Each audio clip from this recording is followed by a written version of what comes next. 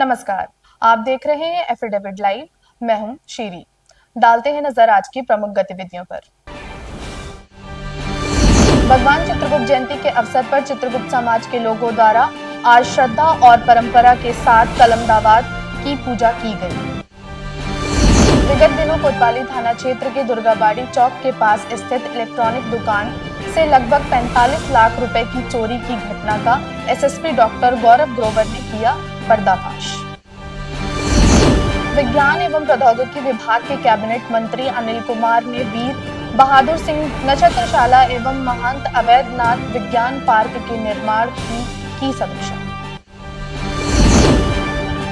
New Zealand ने भारत के cricket team को 32 वर्षों बाद 3-0 से हराकर टेस्ट मैच सीरीज पर किया कब्जा। और अब गतिविधियां विस्तार से। भगवान चित्रगुप्त जयंती के अवसर पर चित्रगुप्त समाज के लोगों द्वारा आज कलमदावाद की पूजा की गई। विभिन्न चित्रगुप्त मंदिरों से आज सुबह से ही चित्रगुप्त पूजा के लिए समाज के लोगों ने अपने परिवारजनों के साथ पूजन अर्चन में भाग लिया।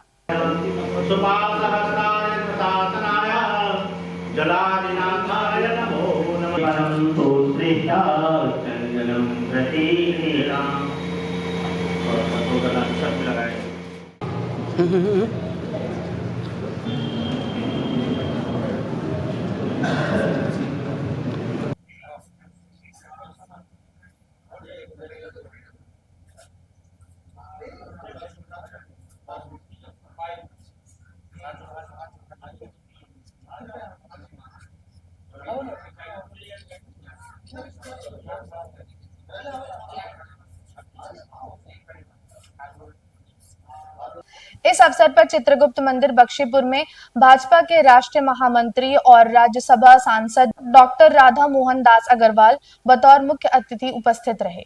इस अवसर पर उन्होंने समाज के लोगों को शुभकामनाएं देते हुए कहा, चित्रगुप्त महाराज को कायस्थ समाज अपना आराध्य देवता मानता है। मैं गोरखपुर में था और मैं जब भी आ रहा हूँ प्रतिवर्ष चित्रगुप्त मंदिर की इस पूजा पर आता हूँ। चित्रगुप्त महाराज कायस्थ समाज इन्हें अपना आराध्य देव मानता है, लेकिन सच यही है कि ये संपूर्ण हिंदू समाज के आराध्य देव है। भारतीय संस्कृति में हम ये मान के चलते हैं कि क्षण प्रति क्षण हम जो कुछ भी करते हैं सब कुछ चित्रगुप्त महाराज जी की दृष्टि में होता है और यथोचित उनके व्यक्तित्व का विकास हो सके इसके लिए उनकी प्रोन्नति और अवनति दोनों करते हैं। उन सबका सौभाग्य है। ये बहुत प्राचीन मंदिर है और बहुत स्थापित मंदिर है। मैं अपने अध्यक्ष जी माननीय आयुक्त जी का और सचिव माननीय सुबेन जी का आभारी हूँ। आज मैं इस बीच में आया हूँ और इस हवन में और आरती करने का। विगत दिनों कोतवाली थाना क्षेत्र के दुर्गावाड़ी चौक के पास स्थित एक इलेक्ट्रॉनिक दुकान में नकबजनी करके लगभग 45 लाख रुपए की चोरी की घटना का डॉक्टर गौरव ग्रोवर ने पर्दाफाश किया। उन्होंने कहा कि घटना में चोरी किए गए धन और सोने चांदी के कुछ सिक्के तथा 5 अदद मोबाइल भी बरामद किया। देखिए, जनपद गोरखपुर के थाना कोतवाली क्षेत्र में 21/22 की रात को एक इलेक्ट्रिकल के सामान के होलसेलर हैं, उनके यहाँ से एक चोरी की नकबजनी की सूचना प्राप्त हुई थी। घटनास्थल का निरीक्षण और वादी से प्राप्त जानकारी के अनुसार ये पता चला कि रात के समय पे कुछ व्यक्तियों द्वारा आकर उनके गोदाम का ताला तोड़ा गया और उनके वहाँ ऑफिस में रखे 45 लाख से ज़्यादा जो कैश और कुछ सोने और चांदी के सिक्के थे उनको वहाँ से चुरा लिया गया है। इस घटना की गंभीरता को समझते हुए, क्योंकि ये शहर के कोतवाली थाना क्षेत्र में हुई थी और त्योहारों से के सीज़न में और मुख्य त्यौहार से जस्ट पहले हुई थी और व्यापारी के साथ घटना थी, इसकी गंभीरता को देखते हुए एसपी सिटी साहब के निर्देशन में सीओ कोतवाली, स्वाट टीम, थाना की टीम और सर्विलांस की टीम्स को इसमें लगाया गया। डेली इसकी मॉनिटरिंग की गई। विशेष रूप से घटना करने से पहले और घटना करने के बाद जो अपराधियों का मूवमेंट था उसको सीसीटीवी कैमरास के माध्यम से ट्रैक किया गया। 200 से ज़्यादा सीसीटीवी कैमरास की फुटेज ली गई। 200 से ज़्यादा की भी जो फुटेज है उसका परीक्षण किया गया। इसके अतिरिक्त जिस वाहन से ये लोग आए थे उन वाहनों के संबंध में भी ऐसे कितने वाहन पूरे क्षेत्र में सेल हुए हैं उनका भी वेरिफिकेशन कराया गया। इसके अतिरिक्त कौन से ऐसे गैंग हैं जिनके द्वारा ऐसी घटनाएं पूर्व में की गई हैं उनको ट्रैक किया गया। इन सारी चीज़ों को संज्ञान में लेते हुए ये जीरो डाउन किया गया कि ये पर्टिकुलर गैंग जिसके द्वारा घटना की गई है उनके जब मेंबर्स को अरेस्ट किया गया तो इस घटना का सफल अनावरण हुआ है। इस घटना में टोटल 6 लोगों द्वारा 6 लोग इसमें घटना कारित करने में थे। 4 लोगों द्वारा एक्चुअल घटना की गई थी और 2 लोगों द्वारा मुखबिरी इसकी की गई थी जो कि पूर्व कर्मचारी है उसी जगह का। इस घटना में जो कैश है उसमें 36,61,000 इसकी कुल बरामदगी हुई है। कुछ लोग अभी भी इसमें वांछित हैं जिनके लिए अभी टीम्स लगी हुई हैं। बाकी की रकम उनसे भी बरामद किए जाने की आगे प्रयास किया जा रहा है। जो सोने और चांदी के सिक्के थे वो भी बरामद हुए हैं। जो व्हीकल इनके द्वारा यूज़ किया गया था वो बरामद हुआ है। इनमें से जो 5 लोग अरेस्ट हुए हैं उनमें से पुराने अपराधी हैं, उनकी क्रिमिनल हिस्ट्रीज हैं। जो भी अपराधी हैं आगे चल के इनकी सबकी हिस्ट्री शीट खोली जाएगी। इनके विरुद्ध गैंगस्टर की कार्रवाई भी प्रस्तावित है और इस पूरे जो गैंग है जो लोग इसमें शामिल हैं इनका गैंग पंजीकरण भी किया जाएगा ताकि आगे से कोई घटना ना कर पाए। मैं इस पूरी टीम को बहुत बहुत बधाई देता हूं कि इनके द्वारा अथक मेहनत से इस घटना का अनावरण किया गया है। जो इस घटना के वादी हैं उनके द्वारा डे 1 से और आज तक हमें भरपूर सहयोग मिला, उन्होंने पुलिस पर विश्वास किया, उनको भी बहुत बहुत धन्यवाद देते हैं। टीम की मेहनत को देखते हुए एडीजी जोन सर द्वारा, डीआईजी सर द्वारा और हमारे स्तर से कुल 1 लाख रुपए का रिवॉर्ड पूरी टीम के लिए घोषित किया गया। एसएसपी ने अपराधियों को गिरफ्तार करने वाली पुलिस टीम को 1 लाख रुपए इनाम देने की घोषणा की। ठंड की दस्तक होते ही सुबह सुबह सुदूर इलाकों में कोहरे की चादर का दिखना सामान्य बात है, लेकिन गोरखपुर में आज सुबह नौसड़ इलाके में और सुभाष नगर में कोहरे की चादर छाई रही। विज्ञान एवं प्रौद्योगिकी विभाग कैबिनेट मंत्री अनिल कुमार ने वीर बहादुर सिंह नक्षत्रशाला एवं महंत अवैधनाथ विज्ञान पार्क के निर्माण कार्यों की समीक्षा बैठक में अधिकारियों से कहा कि तकनीकी विकास और औद्योगिकीकरण खगोल विज्ञान के प्रति ग्रामीण और शहरी क्षेत्र के बच्चों को जागरूक करने की आवश्यकता है। आज गोरखपुर आगमन हुआ, आज भैया दूज भी है, दीपावली हो चुकी। मेरी तरफ से सब लोगों को, सभी को शुभकामनाएं हैं। और विषय दोनों हैं क्योंकि हमारे विभाग से संबंधित, विज्ञान और प्रौद्योगिकी से संबंधित यहाँ कुछ कार्य भी चल रहे हैं। नक्षत्रशाला का निर्माण हो रहा है, विज्ञान पार्क का निर्माण हो रहा है, उसकी भी समीक्षा की है। दूसरा, हमारे रिश्तेदार, हमारी सिस्टर यहाँ हैं, भैया दूज के नाते भी मैं आया हूँ। और जो काम चल रहा है यहाँ, माननीय मुख्यमंत्री जी के निर्देशन में पूरा यहाँ कार्य हो रहा है। और माननीय मुख्यमंत्री जी ये चाहते हैं कि भाई यहाँ एक अच्छा विज्ञान पार्क बने ताकि बच्चे, जो हमारे बच्चे हैं जो साइंस में रुचि रखते हैं, उनको कैसे बढ़ावा हम दे सकते हैं साइंस एंड टेक्नोलॉजी ग्रुप में, उसी रूप में आज ये एक तरह से छोटी सी एक बैठक ली गई।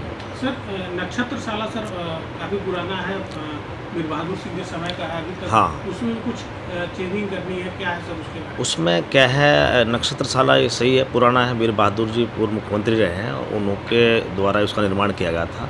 वो काफ़ी पुराना हो गया था, इंस्ट्रूमेंट उसके काफ़ी पुराने हो गए थे और अब उसमें नए इंस्ट्रूमेंट ग्लोबल टेंडर करके लगाए जाएंगे, क्या ताकि, क्योंकि मतलब जो है जब वो नक्षत्रशाला उस समय बनी थी और आज के समय में बहुत फ़र्क आ गया है, तो नई टेक्नोलॉजी जो है उसमें लगाई जाएगी ताकि जो हमारे बच्चे हैं, जो साइंस से जुड़े हुए बच्चे हैं, वो उसमें उसको अध्ययन करके उसका आगे बढ़ सके। महानगर में पिछले 95 वर्षों में बड़ी संख्या में विभिन्न स्थानों पर भक्तों द्वारा माता लक्ष्मी की प्रतिमाओं को स्थापित किया जाता रहा है। इस क्रम में अग्रवाल समाज द्वारा भी अपनी कुल देवी कही जाने वाली माता लक्ष्मी की प्रतिमा अग्रवाल भवन आर्य नगर में स्थापित की गई। इस संबंध में भवन के ट्रस्टी राजीव रंजन अग्रवाल ने बताया कि तब से अब तक लगातार लक्ष्मी पूजन के कार्यक्रम विधिवत रूप से जारी हैं। ये प्रतिमा श्री श्री अग्रवाल महालक्ष्मी पूजा समिति जो अग्रवाल भवन में पिछले विगत 96 वर्षों से लगातार स्थापित होती आ रही है। यह अग्रवाल समाज महालक्ष्मी की, अपनी कुल देवी की पूजा अर्चना पूरे विधि विधान से करता है।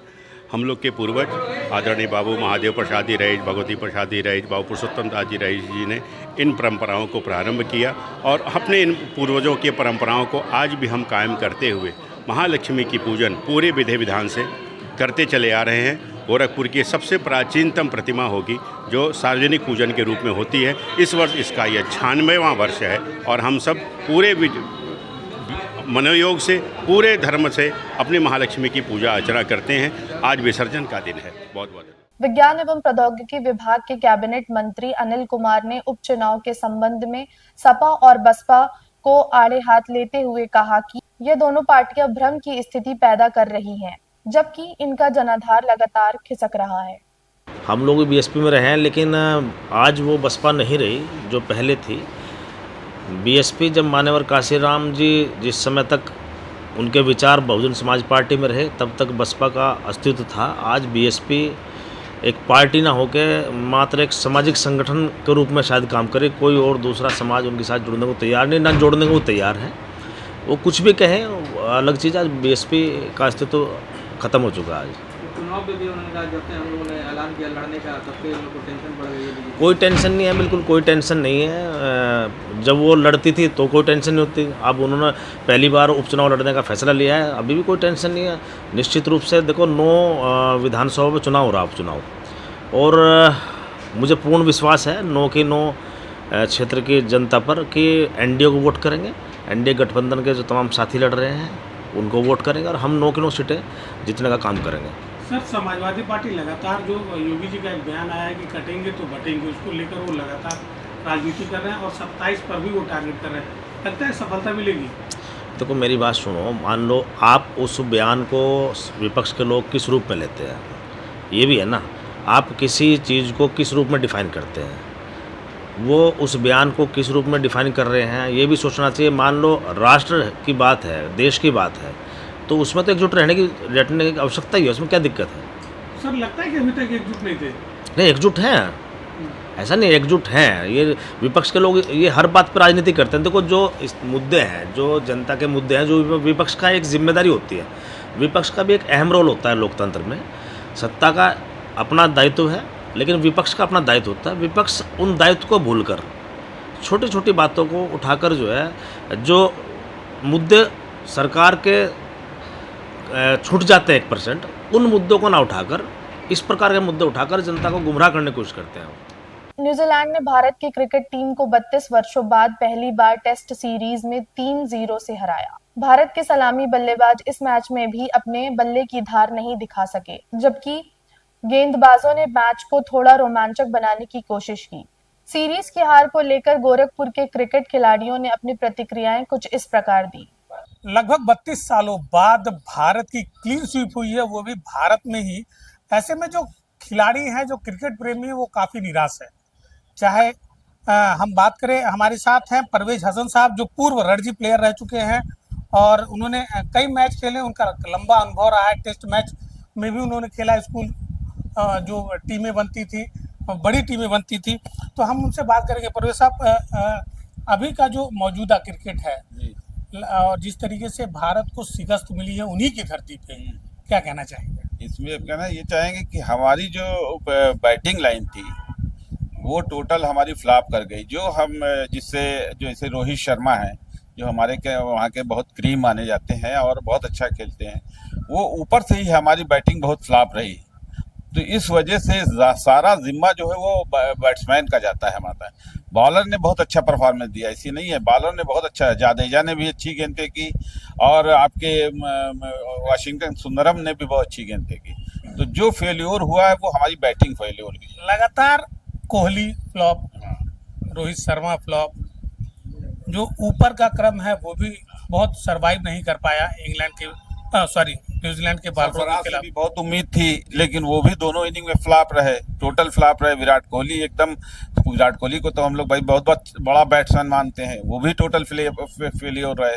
क्या लगता है कि मतलब अपने भारतीय पिच पर ही इस तरीके की शिकस्त, क्या लगता है, क्या रीजन हो? जो स्पिन ट्रैक बना उसमें उनके बॉलर ने ज्यादा अच्छी बॉलिंग की।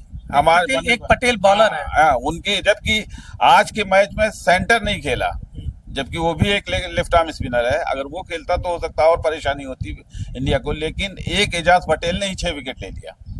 तो इसलिए जो ट्रैक बना उसमें उनके स्पिनर्स ने ज़्यादा अच्छा परफॉर्मेंस दिया बनिस्बत हमारे। अगर अब आगे की बात करें, क्योंकि अब इनका ऑस्ट्रेलिया से है सीरीज है और तमाम मैच है, तो किस तरीके का बदलाव चाहते हैं आप? क्या चाहते हैं? जो एक बॉल का भी बड़ा इशू चल रहा है इस बार, रेड बॉल व्हाइट बॉल। हाँ, नहीं वो देखिए, रेड बॉल से तो अच्छा क्रिकेट होता है, व्हाइट बॉल में तो परेशानी है। वो तो नाइट के लिए ठीक है व्हाइट बॉल, लेकिन जो टेस्ट मैचेस दिन के होते हैं उसमें तो रेड बॉल का ही इस्तेमाल होना चाहिए। लेकिन हमको ये उम्मीद है पूरी कि ऑस्ट्रेलिया में हमारी टीम बहुत अच्छा परफॉर्म करेगी, क्योंकि यहाँ स्पिन ट्रैक था, वहाँ बहुत ज़्यादा स्पिन ट्रैक नहीं है। वहाँ पे फास्ट बॉलर्स के लिए हमारे फास्ट बॉलर बहुत अच्छे हैं।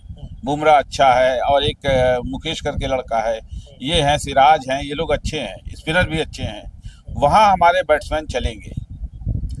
रेलवे के पूर्व कोच हैं, खिलाड़ी भी रह चुके हैं, फरोग सर। सर ये जानना चाहेंगे कि अगर क्रिकेट की बात करें तो लगता है कि कुछ बदलाव की ज़रूरत है। सबसे पहले तो कोच को हटाना चाहिए। He is not fit for the coach. Gautam गंभीर अब बना दिया है, बन गए हैं, लेकिन कोच का मतलब होता है कि जो जिसको अनुभव रहा हो वो है, उतना अनुभव उनको है नहीं। सर 32 साल बाद क्लीन स्वीप हुआ है, बहुत बुरी हार हुई है, जिसको डाइजेस्ट करना वाकई बड़ा मुश्किल है। रोहित शर्मा, विराट कोहली, तमाम वर्ल्ड क्लास के बैट्समैन, फर्क पड़ता है? वर्ल्ड क्लास के बैट्समैन हैं। एक तो वनडे और टेस्ट सीरीज में भी फर्क पड़ता है। फौरन वनडे हुआ फिर टेस्ट सीरीज हो गई, फर्क पड़ता है। तो लगता है कि जिस तरीके से देश में हार हुई, लोग पिच की बात कह रहे हैं, बॉल की बात कर रहे हैं, आप क्या मानते हैं एज ए क्रिकेटर? नहीं देखिए, हमेशा इंडिया स्पिन पिच पे जीता है, हमेशा जीता है। अब की क्यों हारा है इसको तो सर्च करना पड़ेगा, एनालिसिस करनी पर जरूरत है। लगता है कि ज्यादा आत्मविश्वास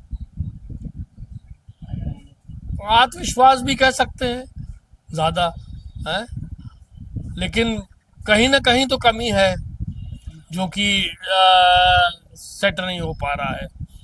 क्या सुझाव देना चाहेंगे, कुछ कहना चाहेंगे? हम तो कहेंगे कोच को बदलाव होना चाहिए। कोच का बदलाव होना चाहिए। कुछ युवा खिलाड़ी भी हैं हमारे साथ, अदनान जी हैं। अदनान जी, आप युवा हैं जी, और अभी जो टीम है वो भी काफी उसमें युवा है, जी, जी, युवाओं को मौका दिया गया है, लेकिन इतनी बुरी हार हुई है, जी, क्या लगता है?